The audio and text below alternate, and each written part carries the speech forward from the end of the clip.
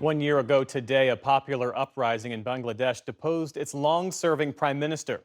The country now faces multiple long term challenges related to climate change, public health, and more immediately, political instability and the threat of tariffs. In partnership with the Pulitzer Center, our Fred de Sam Lazaro recently traveled to Bangladesh and has the first of three reports. Across Bangladesh's capital, the posters and graffiti are a reminder of the unrest that escalated sharply and violently last July. By the time Prime Minister Sheikh Hasina had fled into exile in neighboring India, at least 1,400 people had been killed and thousands injured, most of them students who led the protests. It's we who accelerated the July Revolution, not the political leaders, we the students, we the general people. 22-year-old Maria Rahman was part of the marches. She remains hopeful and patient. Change won't come overnight, but we have now the environment of democratic practice. That's fueled the hopes of 25-year-old grad student Abidur Rahman. I want to see an inclusive Bangladesh where every political party tolerate each other.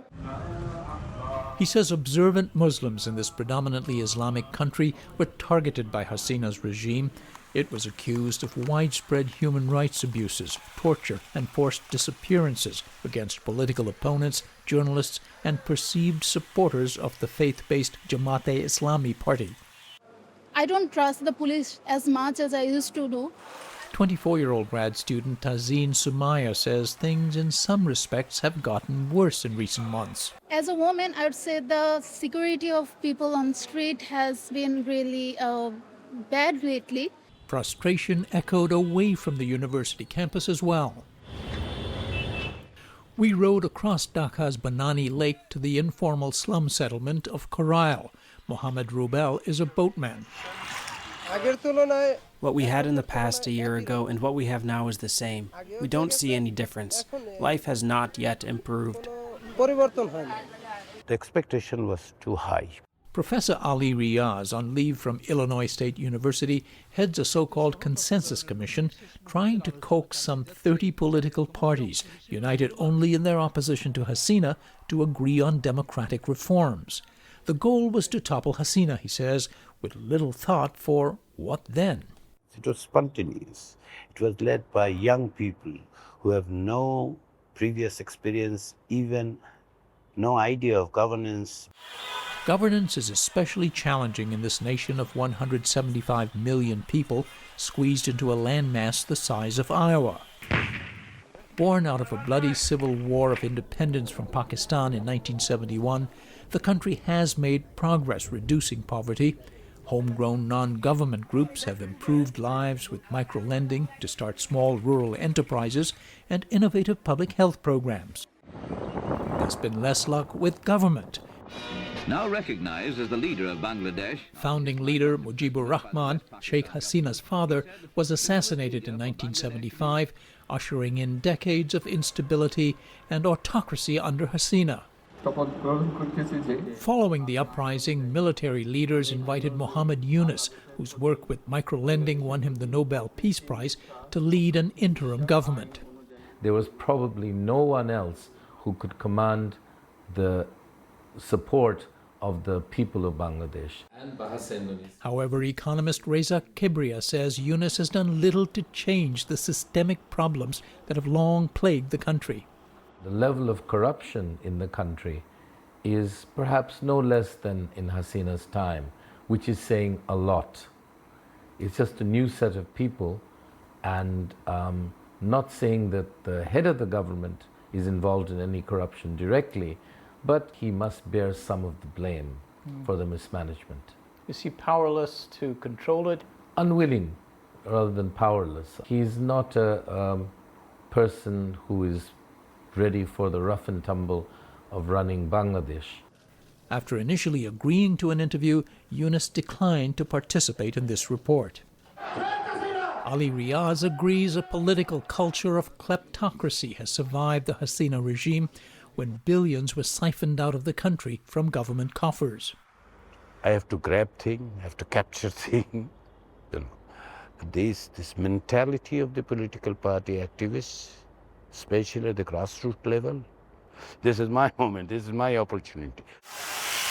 Meantime, the country's industrial mainstay, garment making, its second only to China in size, has its own challenges. Many factory owners have fled the country for fear of retribution for their loyalty to the Hasina government. It's left tens of thousands of workers unemployed and owed wages. On February 9th, they just closed the factory. Under a monsoon downpour, I talked to Tanzira, a mother of 2 daughters who uses only one name. She said she's owed 2 months' salary plus severance pay. I have to pay school fees, rent, other essentials, and I have no money. My daughters are in school and they tell me, don't send us to school. The teachers insult us because the fees are overdue. She and hundreds of others were camped outside the Garment Industry Association's offices. The group's president says it's limited in how much it can help. But Mahmoud Hassan Khan says there's an even bigger threat: how tariffs imposed by the U.S., the largest market for Bangladeshi garments, will ricochet here, especially if rising prices cause American consumers to cut back. Buyers over there have buying capacity is limited. So if consumption goes down, then order placement will be less. Then if order placement less, then some factory may shut down. The tariffs are pegged to the balance of trade, and Bangladesh sells more to the U.S. than it buys from it. It has offered to purchase more U.S. cotton, wheat, and soybeans, and is considering an order of Boeing commercial aircraft. But Reza Kibria says the country has few other options. We don't buy too much in the form of aerospace equipment or U.S. cars. You just can't afford it. We never have been able to afford it, and it's not going to happen in the near future. So the poor in this country will suffer from these tariffs. Mohammed Yunus wants a new government to take on the tasks ahead, and today announced that elections will be held next February. It won't be easy. Sheikh Hasina, whose party is banned from participating, remains active on social media from India, which has not moved on a request to extradite her to stand trial. Until she is brought to justice, it's very difficult for Bangladesh to return to a normal, stable path. The country's election commission said it will soon release a specific timeline for the campaign to begin. For the PBS NewsHour, I'm Fred DeSam-Lazaro in Dhaka, Bangladesh. Fred's reporting is a partnership with the Undertold Stories Project at the University of St. Thomas in Minnesota.